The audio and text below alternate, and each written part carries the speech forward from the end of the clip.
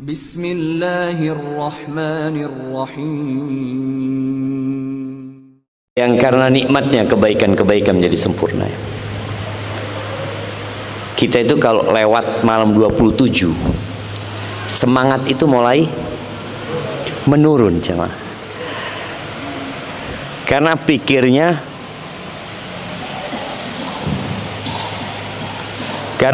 udah selesai.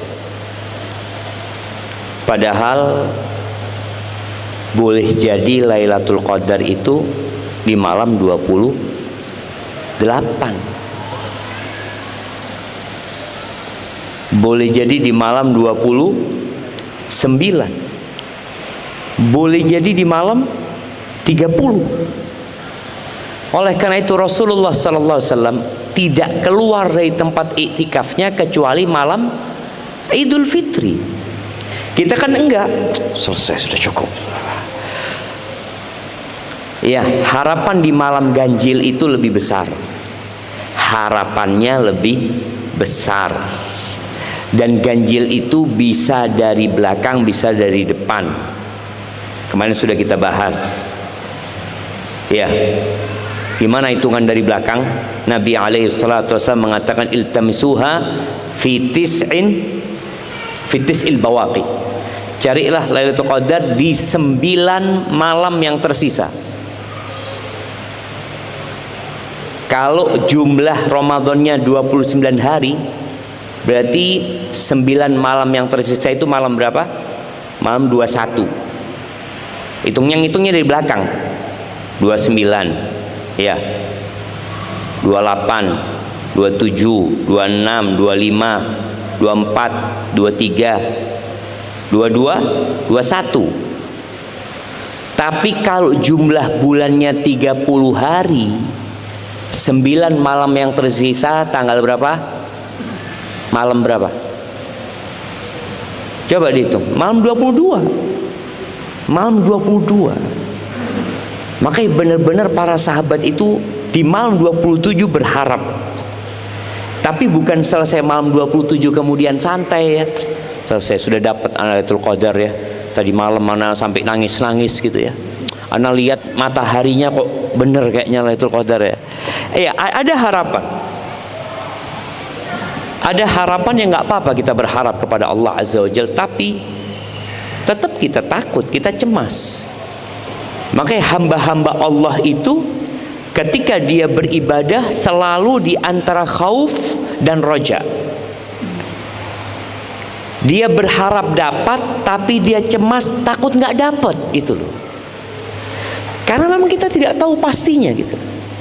Orang kalau awal malam 21 dilihat kayaknya malam 21 ini Lailatul Qadar gitu. Nanti malam 23 loh kok kayaknya malam 23 gitu. Jadi dia terus hidup dalam kekhawatiran. Oleh karena itu full kita berusaha untuk menghidupkan malam-malam akhir Ramadan ini dengan memperbanyak ibadah kepada Allah Azza wa Jal, yang mungkin kemarin kita belum sempat untuk menghatamkan Al-Quran. Ada kesempatan. Yang kemarin belum sempat untuk berbagi, berbuka. Jadi jamaah usahakan kita itu punya ruh. Nah, ini yang kita bahas hari ini berkaitan dengan puasa dan berbagi, Ramadan dan berbagi ya. Bagaimana Rasulullah SAW mengajarkan kepada kita untuk menjadi tangan di atas. Umpamanya masjid menyediakan berbuka, tidak apa-apa, ana bawa juga. Nanti waktunya berbuka bisa bagi-bagi sama temennya. Masjid tidak menyediakan gorengan, antum beli gorengan. Masjid tidak menyediakan es campur, antum beli es campur. Walaupun cuma 2 bungkus, antum makan sama kawan antum, sama temennya. Kalau kita lihat tujuan puasa itu apa? Tujuan puasa itu apa? Awal Ramadan selalu dijelaskan sama khatib ya ayyuhalladzina amanu kutiba alaikumusiyam kama kutiba alal ladzina min qablikum. Ayat ini mulai jarang didengar karena mau selesai. Tapi belum selesai. Ayat ini tetap berlaku. Apa tujuannya? La'allakum tattaqun, agar kalian bertakwa kepada Allah Azza wa Jalla. Dan di awal Ramadan, Nabi SAW menjelaskan bahwa di setiap malam itu ada yang menyeru. Setiap malam, dari sejak dari sejak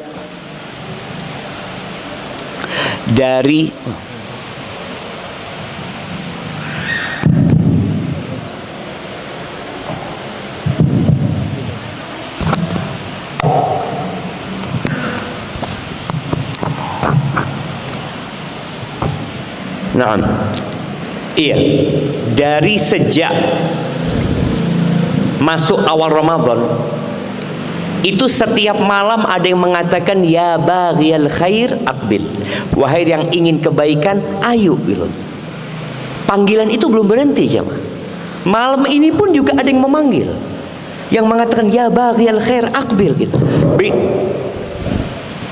Besok malam juga seperti itu sampai Ramadan selesai. Bicara la'allakum tattaqun, kalau kita menghatamkan Al-Quran, dan harapannya semua menghatamkan sambil baca artinya. Ana sampai hari ini baca pakai arti, baik arti yang bahasa Arab atau bahasa Indonesia. Kadang-kala ana lihat ada satu kata ini bahasa Arabnya ana faham, tapi bahasa Indonesia kadang-kala ana nggak faham apa bahasa Indonesianya. Ana buka terjemahannya. Antum akan lewat ayat ini lagi nanti. Ayat lewat yang kedua kebayang sama maknanya. Lewat yang ketiga faham maknanya. Keempat, terus ketika kita membuka Al-Quran dan menghatamkannya berulang kali, insya Allah kita semakin bertambah keimanan kita. Kalau antum baca ayat-ayat tentang orang yang bertakwa, hampir selalu, bahkan mungkin selalu ada yang namanya sodakoh. Orang bertakwa itu rajin sodakoh. Orang bertakwa itu suka berbagi. Orang bertakwa itu suka menolong orang lain. Makanya kalau ada istilah orang ini berangkat haji berulang kali Ustaz, Masya Allah, umroh berulang kali, tapi tetangganya susah, nggak pernah dibantu. Ada yang nggak benar sama hajinya orang ini. Ada yang tidak benar dengan umrohnya dia. Kenapa? Kalau dia bertakwa, berbagi itu mesti ada. Bahkan Nabi SAW mengatakan la yajtami' imanun wa syuhun fi jawfil abdi. Tidak akan pernah kumpul iman dengan sifat kikir, nggak kumpul. Maka kalau antum merasakan bakhil ya, sulit untuk berbagi, berarti ada masalah dengan iman antum. Karena seharusnya nggak kumpul tuh sifat bakhil itu sama iman. Di firman Allah yang kemarin kita baca tentang diindahkannya syahwat buat manusia, puasa ini mengajarkan kita untuk mengontrol syahwat kita. Puasa ini membuat kita merasakan lapar. Orang kaya itu boleh jadi orang yang tidak pernah menikmati makan. Kok bisa? Nah, antum kasih mic-nya. Kenapa orang kaya kok jadi orang yang tidak bisa menikmati makan? Karena sibuk dengan pekerjaan. Bukan makan juga dia, masa walaupun sibuk tidak makan? Tetangganya. Karena makannya terburu-buru kerjanya. Karena makannya terburu-buru kerjanya. Kerjanya urusan kerjaan. Iya, Masya Allah. Kita lihat yang sesepuh ini mungkin sudah. Kenapa orang kaya itu kok bisa disebut orang yang nggak pernah merasakan nikmatnya makan, padahal makannya enak terus? Karena mungkin tidak ada pengorbanan untuk mendapatkan sesuatu. Tidak ada pengorbanan untuk mendapatkan makanan. Ya. Biasa. Kasih belakang, ada yang mau jawab di belakang itu. Nah. Kenapa Hisham? Karena orang kaya itu tidak pernah merasakan lapar. Ahsanta, masya Allah. Tidak pernah Orang merasakan betul, masya. Bapaknya kasih hadiah buat anaknya. Nah, Hisham minta sama abahnya 100.000. Ya.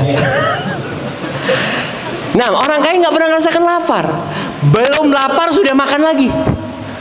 Antum lihat mereka. Belum lapar sudah makan lagi. Dan kalau orang kaya makan itu ada banyak tahapannya aja mah. Ada muqaddimah. Ya, habis muqaddimah ada makanan inti. Habis makanan inti ada khotimah. Sampai seperti itu, sampai bingung dia. Kita pernah bersama jamaah umrah itu masuk ke restoran di Spanyol. Lapar ini jamaah karena nyari makanan halal susah di sana kan. Orang sudah dapat, makan, sudah makan nih. Ternyata itu baru muqaddimah jamaah. Nasinya baru datang, kata orang, sudah kenyang gitu. Nanti setelah nasi datang baru datang yang namanya apa istilahnya, dessert atau apa dessert itu penutupnya baru datang. Jadi dia nggak pernah merasakan lapar gitu. Maka di bulan Ramadan dia merasakan lapar. Antum bisa bayangin ya, dari lapar yang dia rasakan dia kepingin makan semua makanan. Ingat awal Ramadan, orang ketika buka pertama apa yang ada di mejanya? Allahu Akbar. Ini semua enak jemaah. Ketika masuk sedikit selesai sudah. Nikmat. Maka di sini ketika orang puasa itu dia bisa mengontrol nafsunya dan dia bisa merasakan lapar, tumbuh di dalam jiwa dia itu kepekaan dengan lingkungan yang ada. Dia jadi peka. Dia ngeliat orang lapar, kayak gitu rasanya lapar. Rasanya susah, hanya makan sehari 2 kali, dia merasakan itu. Di surat Ali Imran ayat 14, 15, 16, 17, Anda akan bacakan. Allah mengatakan zuyina linnas, dihiasi untuk manusia, hubbus syahwat, cinta syahwat kepada wanita, kepada anak-anak, wal qanatiril muqantarah, kepada harta yang berlimpah dari emas, perak, kuda-kuda yang bagus-bagus, ternak, pertanian. Apa kata Allah? Dzalika mataul hayatid dunya. Itu kesenangan kehidupan dunia tuh. Istri, anak, harta. Dzalika mataul hayatid dunya. Itu kesenangan kehidupan dunia. Wallahu indahu husnul ma'ab. Dan Allah itu memiliki tempat kembali yang lebih baik. Apa yang lebih baik? Allah katakan qul a'unabbi'ukum bi khairim min dzalikum. Katakan, kalian mau enggak aku kasih tahu yang lebih baik daripada kesenangan dunia tadi? Allah katakan apa? Lilladzina taqaw, untuk orang-orang yang bertakwa. Kita kepingin tahu nih, Allah sebutkan di sini di ayat 15 ini balasan buat mereka. Kriterianya setelah itu, apa yang mereka akan dapatkan? Inda rabbihim jannatun tajri min tahtihal anhar. Di sisi Tuhan mereka akan dapat surga-surga yang mengalir sungai di bawahnya. Bukan air yang keruh, tapi sungainya dari madu. Antum lihat orang terkaya di dunia, siapa namanya? Elon Musk. Atau sudah kalah dia? Karena mereka ini naik turun, hari ini Elon Musk, besok fulan ya. Apakah dia punya rumah yang mengalir sungai madu di bawahnya, sungai khomer di bawahnya, sungai dari air yang segar, sungai dari susu? Nggak ada mereka, dan nggak bisa di muka bumi itu. Ini sebuah balasan di surga Allah Azza wa Jal, yang susunya tidak berubah, yang khomernya tidak memabukkan. Ini gambaran orang kaya itu biasanya kepingin punya villa lah. Di mana-mana orang kaya itu biasanya akan bikin villa di tempat yang indah ya, tapi nggak ada tempat yang indah seperti surga Allah Azza wa Jal. Bahkan yang ada di surga itu tidak pernah terbetik dalam hati manusia, nggak ada, dari indahnya aja. Lalu Allah katakan khalidina fiha, kekal selama-lamanya di sana. Kalau kesenangan dunia, wanita, kalau enggak antum yang mati duluan, istri antum mati duluan. Kalau sama-sama enggak mati, apa yang terjadi? Sama-sama tuwek. Antum lihat, kesenangannya mulai turun. Sang suami semakin tua renta, istrinya juga seperti itu. Karena ini kehidupan dunia.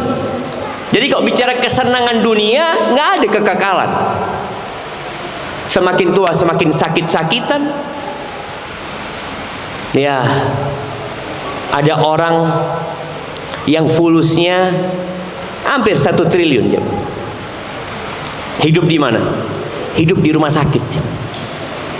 Hidup di rumah sakit ya, dengan peralatan yang banyak seperti itu. Tersiksa dia hidup. Dia tidak dapat menikmati hartanya. Karena itulah kenikmatan kehidupan dunia. Sedangkan di surga khalidina fiha, kekal selama-lamanya, akan tetap muda dan tidak ada tua di sana. Surga itu nggak ada rumah sakit.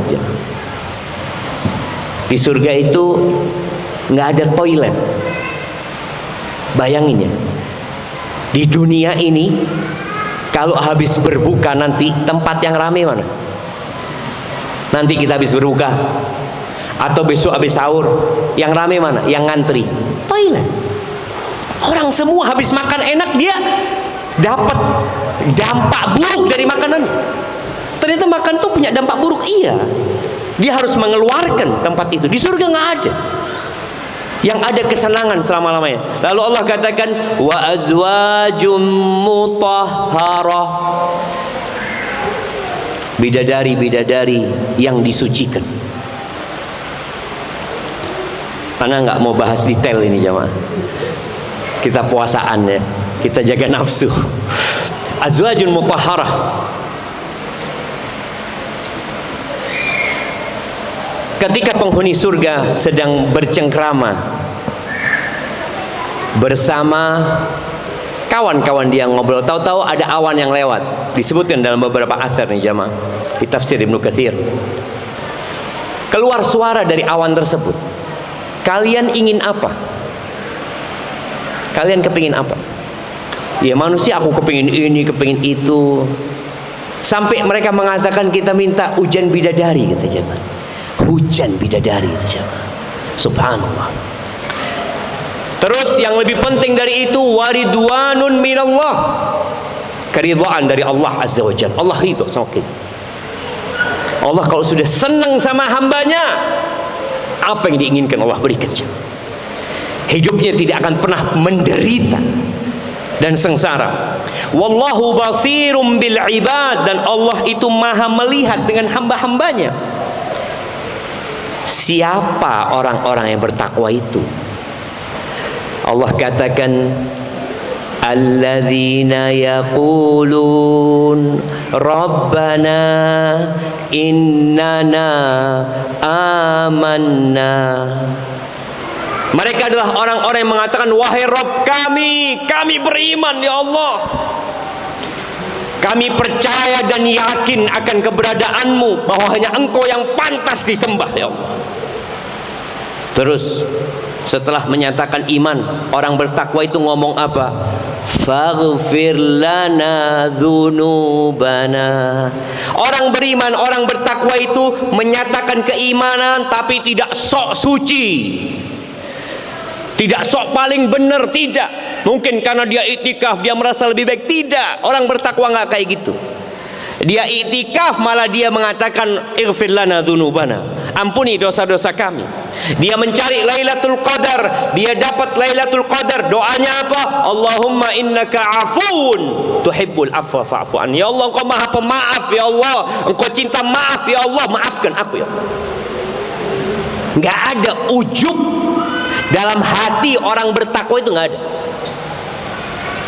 Yang Allah sebutkan pertama di sini, mereka mengatakan keimanan mereka, menyatakannya, lalu berdoa, faghfir lana dzunubana, ampuni dosa-dosa kami ya Allah. Itu harus ada jemaah bersama kita jemaah. Jangan sampai antum sudah berjuang merasa baik. Antum harus merasa banyak dosanya, karena memang kita banyak dosanya jemaah. Ini Allah sebutkan. Wa qina adzabannar. Subhanallah. Ditawarin surga, tapi ingat sama neraka. Ini orang-orang bertakwa nih, tahu ada surga Allah, tapi dia ingat lewat surga, mau masuk surga itu lewat neraka. Nggak ada ceritanya orang masuk surga tahu-tahu ada di surga. Nggak ada. Semua akan melewatin sirat yang dibentangkan di atas neraka jahanam. Allah mengatakan wa in minkum illa wariduha, wa in minkum illa wariduha kana ala rabbika hatman maqdiya thumma nunajjil ladzina taqaw. Allah mengatakan tidak ada satupun dari kalian kecuali pasti melewati neraka. Kemudian itu sudah keputusan Allah yang tidak bisa dirubah. Para nabi pun melewatinya. Lalu Allah katakan tsumma nunajjil ladzina taqaw, kemudian kami menyelamatkan orang-orang yang bertakwa. Nih orang bertakwa doanya mengakui dosa lalu mengatakan waqina adzabannar, selamatkan kami dari azab neraka ya Allah. Jadi memang beribadah itu harus ada harap-harap cemas. Lalu Allah sebutkan kriteria mereka, as-sabirin was-sadiqin wal-qanitin wal-munfiqin wal-mustaghfirina bil ashar. Allahu Akbar. Mereka adalah orang-orang yang penyabar. Orang bertakwa itu penyabar. Makanya di ayat lain sama-sama di surat Ali Imran, Allah menyebutkan ketika berbicara kriteria orang yang bertakwa, Allah katakan wal kadhiminal ghaidh. Orang bertakwa itu orang yang menahan emosinya. Kita bakal diuji. Kita bakal diuji di keluarga kita. Kita akan diuji di tempat kerja kita. Kita akan diuji dalam kehidupan ini. Orang bertakwa punya gelar namanya as-sabirin. Sabar melakukan ketaatan, sabar meninggalkan kemaksiatan, sabar ketika mendapatkan musibah. Sebagian kita kadangkala merasa orang yang paling susah. Siapa di sini paling susah? Angkat tangan. Jamaah. Biasanya yang di sop pertama itu paling susah kata jamaah. Orang kalau susah itu sholatnya di soft pertama, kalau senang soft terakhir karena sudah senang. Jadi kalau lagi susah itu ya Allah mendekat gitu ya. Belum azan sudah di masjid. Sampai dia siapa yang azan? Kok belum azan gitu? Dari semangatnya dia. Tapi kalau sudah dikasih kenikmatan sama Allah kadangkala mulai nunggu qomat baru datang ke masjid. Allah katakan as-sabirin. Tuh kriteria orang yang bertakwa. Yang kedua, was-sadiqin, orang yang jujur jamaah dalam kehidupan ini. Ahibati fillah, buat orang yang hidupnya susah, tidak punya modal untuk bekerja, nih, jadilah orang yang jujur. Kejujuran itu modal untuk menjalani kehidupan ini. Nabi Musa alaihissalam beliau nggak punya duit sama sekali, tidak punya kenalan sama sekali ketika Nabi Musa meninggalkan Mesir ya, menuju ke Madian. Apa modal beliau? Dapat anaknya orang dan dapat pekerjaan. Apa modal? Nggak kenal orang itu sama Nabi Musa. Walah Nabi Musa kenal sama orang ini dan belum jadi nabi. Atau jangan katakan, oh iya kan nabi, belum jadi nabi beliau, masih orang biasa beliau. Beliau melihat dua orang wanita yang butuh bantuan, beliau bantu, selesai. Balik lagi tuh perempuan, dipanggil tuh untuk menjumpai bapaknya. Setelah berjumpa sama bapaknya, perempuan itu mengatakan, ya abatistajirhu. Kok jadi gelap jemaah? Wahai ayahanda, pekerjakan dia. Pekerjakan dia. Ini anak mengusulkan kepada orang tuanya agar mempekerjakan orang yang baru dikenal, baru pertama kali ketemu.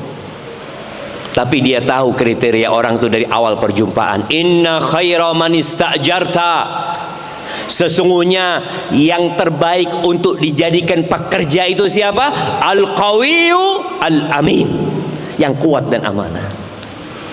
Maka jadilah orang yang jujur antum. Dan puasa ini mengajarkan kejujuran kepada kita. Bagaimana antum tatkala sendirian, antum jujur sama Allah, antum tidak makan apa-apa. Taib. Yang ketiga, wal qanitin, taat, patuh. Bukan pura-pura taat. Kita tahu jamaah, ada orang yang pura-pura taat. Kelihatannya soleh ya, Masya Allah. Ngomongnya nampak cahaya keimanan dari lisannya, tapi ternyata dia tidak taat. Dan orang-orang bertakwa itu di saat sendirian akan lebih menunjukkan ketakwaan kepada Allah Azza wa Jalla. Kemudian yang keempat, Allah katakan wal munfiqin. Ini yang berkaitan dengan tema kita.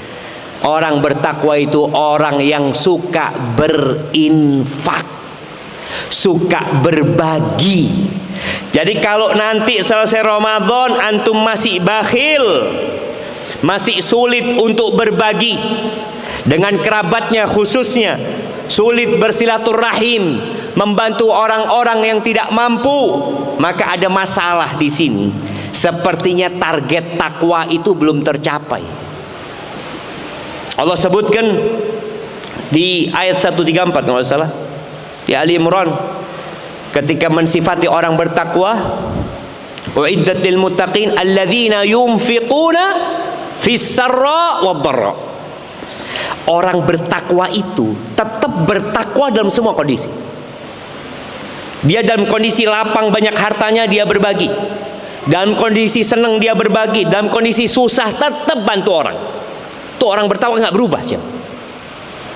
Makanya jangan pernah antum berpikir saya akan berbagi kalau saya mampu, kalau saya sudah kaya, kalau saya sudah punya. Lo jangan.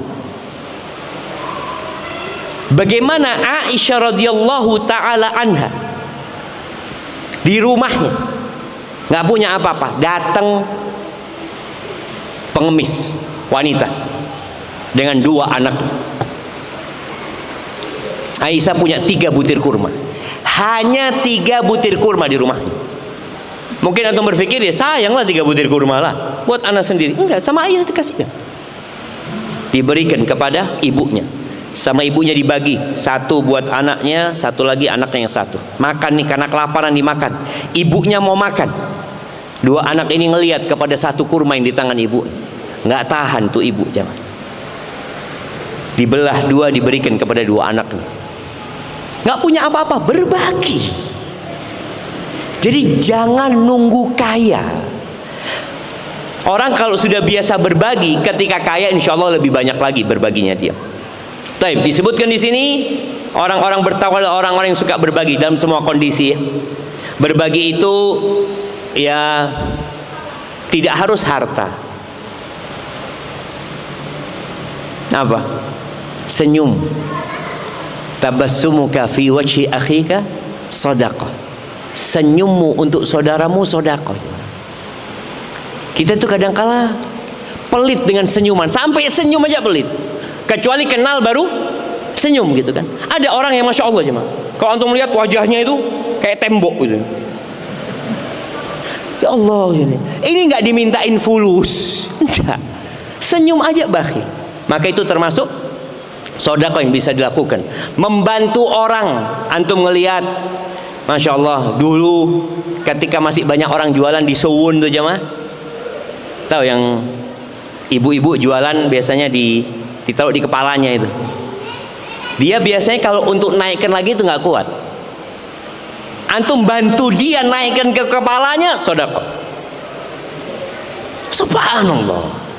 Betapa banyaknya pintu-pintu sedekah. Kemudian yang terakhir di sini disebutkan, Allah katakan, nih orang ini sudah sabar, orang ini sudah jujur, orang ini udah taat, orang ini suka berinfak. Orang bertakwa itu ditutup semua amal ketaatannya dengan wal mustaghfirina bil ashar, istighfar di waktu sahur jemaah. Benar-benar hilang yang namanya ujub dari hati mereka. Mereka berbuat, mereka takut nggak diterima. Mereka berbuat takut ada banyak kekurangan. Apa yang dilakukan? Istighfar di waktu sahur.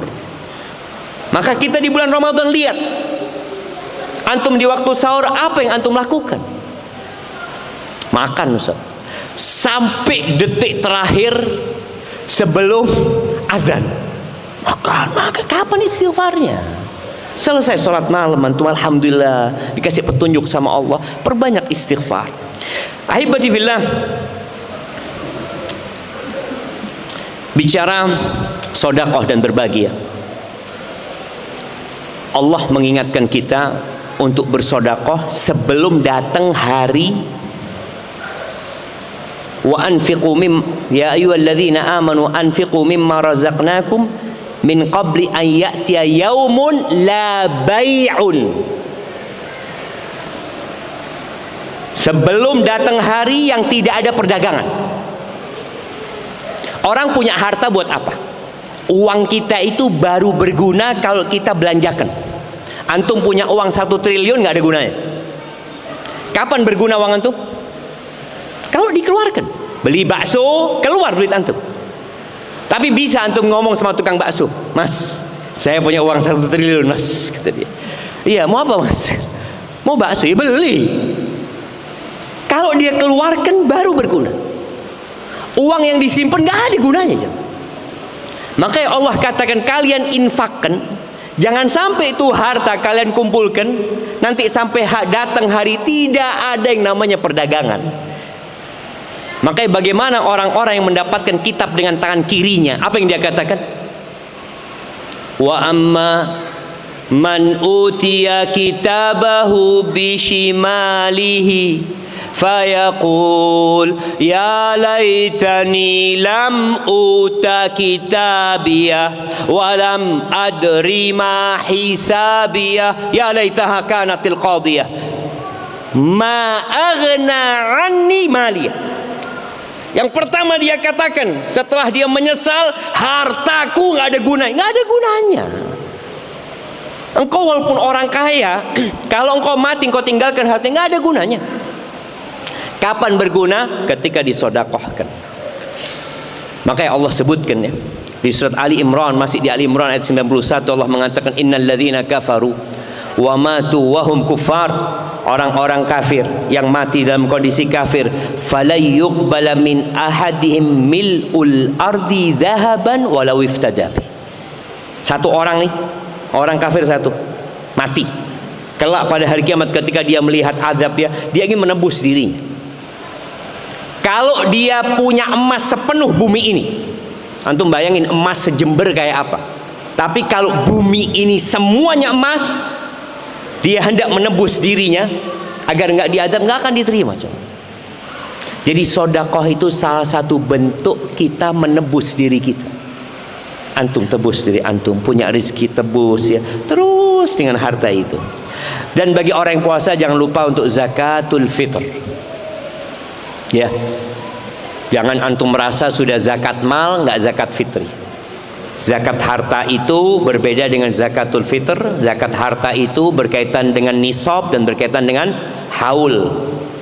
Kalau haulnya bulan Sya'ban, ya bulan Sya'ban antum keluarkan. Tapi zakatul fitr atau disebutkan zakat Ramadan itu kaitannya dengan puasa Ramadan yang dibayarkan makanan ya. Makanan pokok jumlahnya 1 sok. 1 sok itu dia tergantung makanannya apa. beras juga tingkatannya beda-beda. Makanya kenapa bukan dibayarkan uangnya? Pendapat jumhur ulama bukan uangnya, karena memang makanan itu beda, nggak bisa ditentukan dengan uang makanan itu. Antum makan nasi basmati, kita tadi malam sahur apa? Mandi. Nasi basmati itu yang bagus 1 kilo 65.000. 1 kilo 65.000. Jadi kalau ditentukan berapa harganya, loh tergantung kan. Makanya kalau antum biasa nasi basmati, ya basmati berikan. Kayak di Arab mungkin nasi basmati, mungkin yang makannya kurma. Kurma itu harganya beda-beda. Iya, satu sok, sama-sama satu sok. Ini harganya 300 real. 300 real ini jamaah kali 4.000 berapa? 1,2 juta. Kurma yang kualitasnya bagus itu sampai 300.000. Ada yang 250 lah. 250 1 juta. Itu satu sok. Makanya tidak ditentukan berapa harganya, tapi makanannya. Karena makanan itu dari satu tempat ke tempat lain berbeda-beda, harganya berbeda, kualitasnya berbeda. Bayarkan kalau bisa ya di malam Id, pokoknya sebelum pelaksanaan sholat Idul Fitri. Sebagian membolehkan sehari 2 hari sebelum Idul Fitr, dan masjid kita menerima ya, bagi jamaah yang mungkin bingung. Orang-orang yang perantauan itu kadangkala bingung dia mau dikasihkan ke siapa. Kadangkala ngasih ke tetangga, tahu-tahu dibalikin. Dia pikir dia berhak, ternyata dia merasa nggak berhak gitu loh. Seperti itu. Semuanya wajib ya. Yang punya makanan buat dia hari itu dan besoknya cukup buat dia, dan ada kelebihan dia bayarkan zakat fitrah untuk yang dia tanggung juga, untuk istrinya, untuk anak-anaknya, untuk pembantunya. Selama semuanya hidup ketika matahari Ramadan terbenam, mereka termasuk yang wajib untuk membayar zakat fitr. Tujuannya untuk membersihkan kekurangan-kekurangan kita, menyempurnakan ibadah puasa kita, dan memberi makan buat orang-orang yang miskin dan fakir pada waktu Idul Fitr. Aqulu qawli hadza wa astaghfirullah li wa lakum wa lisairil mu'minin wal mu'minat fastaghfiruhu innahu huwal ghafurur rahim. Wassalamu alaikum warahmatullahi wabarakatuh.